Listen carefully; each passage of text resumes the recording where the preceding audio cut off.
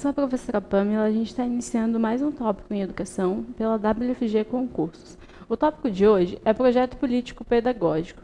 Eu gosto sempre de pensar o significado das palavras para a gente compreender um pouco mais sobre o que diz todas as legislações, todos os conceitos. Que se a gente entende o significado, a compreensão fica muito mais fácil.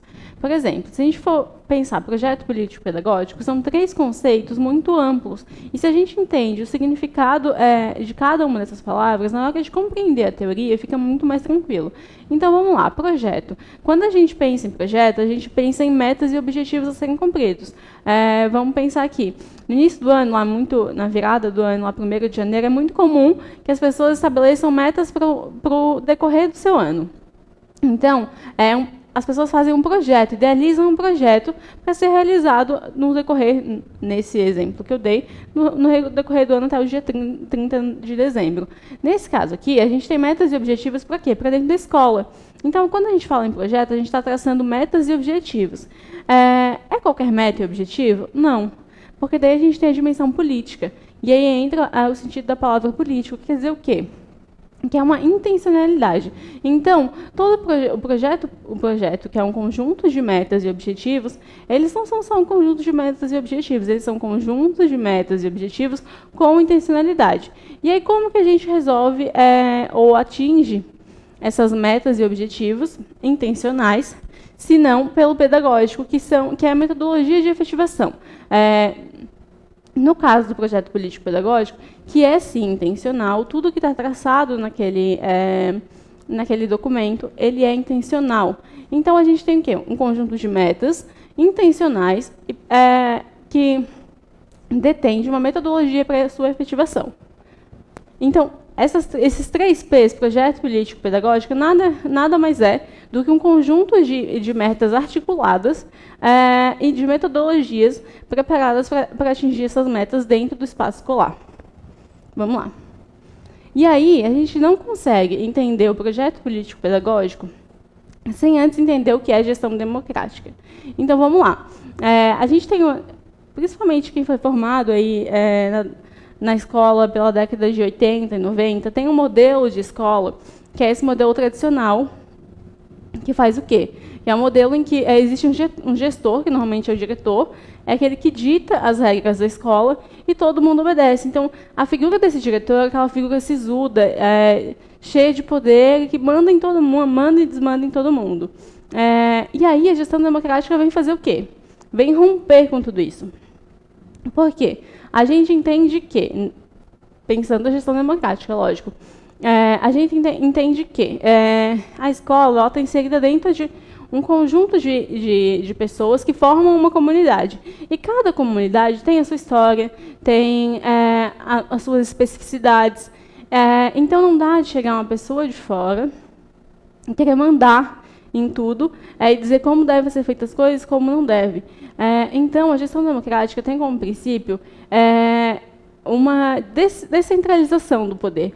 Isso significa o quê? Significa que todas as instâncias comunitárias que, porventura, participam da escola, elas têm poder, poder de voto e de gestão dentro dessa escola.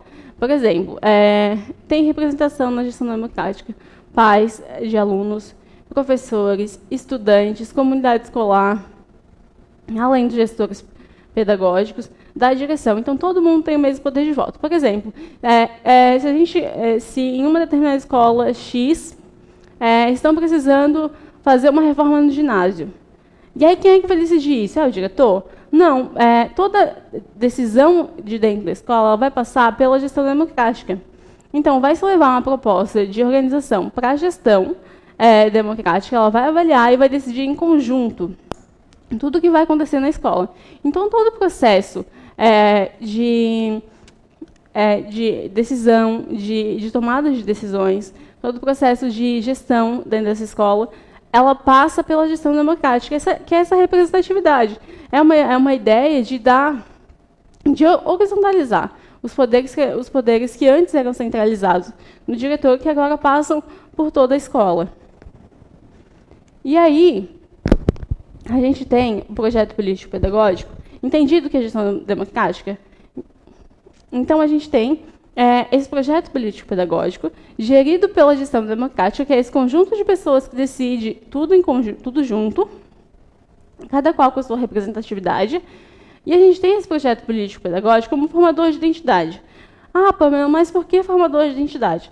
Porque nesse documento, que é elaborado lá no início do ano, com todos os professores, com estudantes, com pais, professores, gestores, ele tem um conjunto de metas para aquela instituição.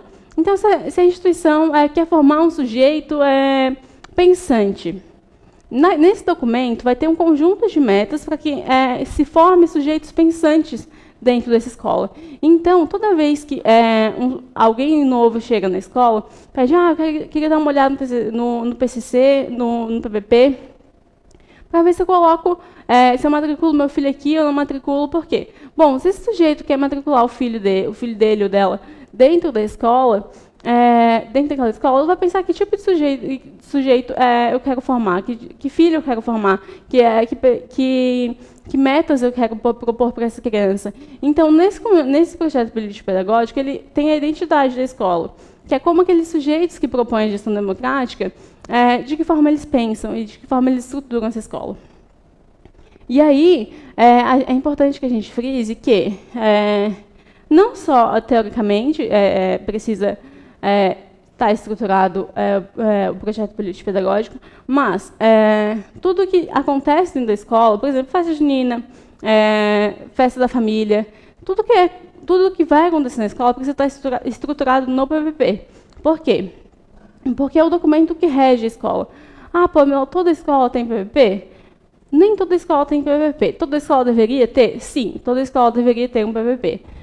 Mas não é um documento simples de ser elaborado. Então, provavelmente, algumas escolas têm PPP ou têm desatualizados. É um documento que é necessário para se estruturar essa escola.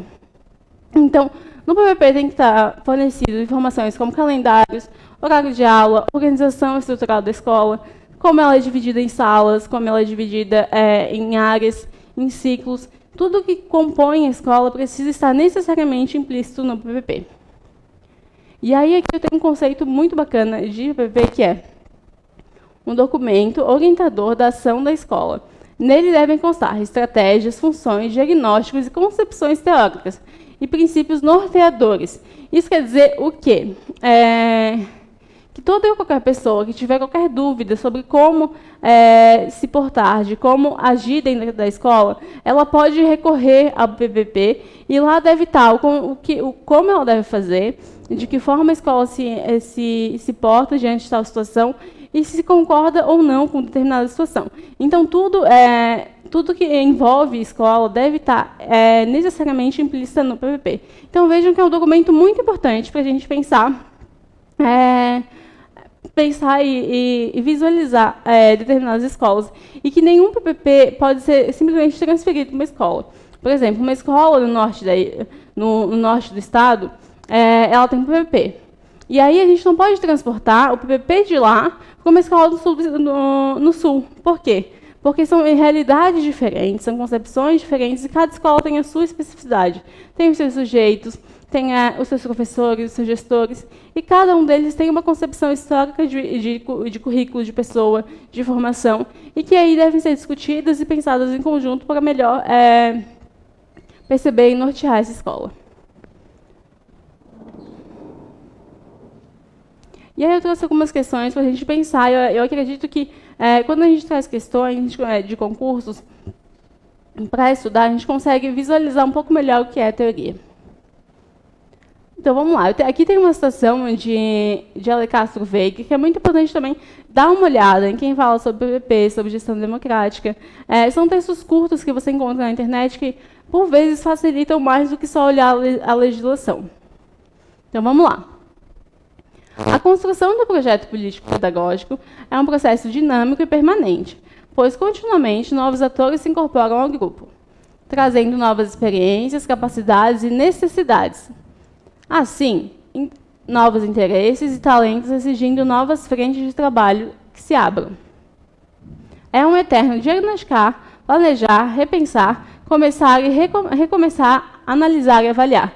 Isso quer dizer o quê? Isso quer dizer que nenhum projeto político-pedagógico ele é pronto e acabado em si. A escola é um ambiente dinâmico, então constantemente vão entrando professores, entrando alunos, e as concepções podem e devem ir mudando ao longo do tempo. Então é importante pensar no projeto político-pedagógico como algo dinâmico, sempre dialético, sempre em movimento. Vamos lá. Tendo como referência a construção do PPP, marque V para as alternativas verdadeiras e F para as alternativas falsas. Vamos lá. A eliminação das relações verticalizadas entre a escola e os dirigentes educacionais. Bom, se a gente partir do princípio que o PPP é gerido pela gestão democrática e na gestão democrática preza-se pela horizontalização dos poderes dentro da escola, essa alternativa é uma alternativa verdadeira. Por quê? Se preza, sim, pela eliminação das relações verticalizadas. Não tem mais alguém que manda e alguém que obedece. Existe uma horizontalidade de pessoas que opinam e que se constroem mutuamente. Então, essa é uma alternativa verdadeira. Realização de trabalho padronizado, repetitivo e mecânico, considerando as diferenças entre os agentes educativos. Bom, eu não acabei de falar que a gente precisa pensar o PPP como um projeto dinâmico e dialógico, que está sempre em construção, e que os sujeitos constroem, e deve ser constantemente modificado. Então, bom, se ele deve ser constantemente modificado, em que ele não está pronto e acabado, existe uma constante mudança. E se há mudança, ele não pode ser um trabalho padronizado. Então, essa questão é uma questão falsa. O currículo se restringe ao cumprimento das atividades do livro didático, que passa a ser utilizado como um fim e não como um meio. Bom, a gente não trabalhou o currículo nessa aula, mas tem uma outra aula também disponível online, que eu falo sobre o currículo. E, bom, o currículo não é só o que está dentro do livro didático, não é só o que está dentro dos parâmetros curriculares nacionais. O currículo é tudo que envolve a escola. Então, não, essa não é uma alternativa verdadeira, é uma alternativa falsa. A elaboração do PPP possibilita aos profissionais da educação e aos alunos vivência do processo democrático. Bom, se a gente pensar que o projeto político-pedagógico, de novo, é gerido pela gestão democrática, logo, sim, é um processo que possibilita tanto alunos quanto profissionais da educação, pais, professores, comunidade escolar, viver, sim, processos de democratização. Então, essa é uma alternativa verdadeira. Percebam que as alternativas que eu trouxe aqui são alternativas que tranquilas de serem respondidas, se a gente entender o princípio da gestão democrática, e que em todas elas existe um ou dois conceitos que, se alterados, a questão fica correta. Então, é muito importante que vocês prestem atenção em todas as questões e leiam atentamente todas elas, porque um conceito é um não, é um talvez, que pode fazer toda a diferença. No mais, eu agradeço e desejo a todos e a todas uma boa prova e que podemos nos ver numa próxima aula.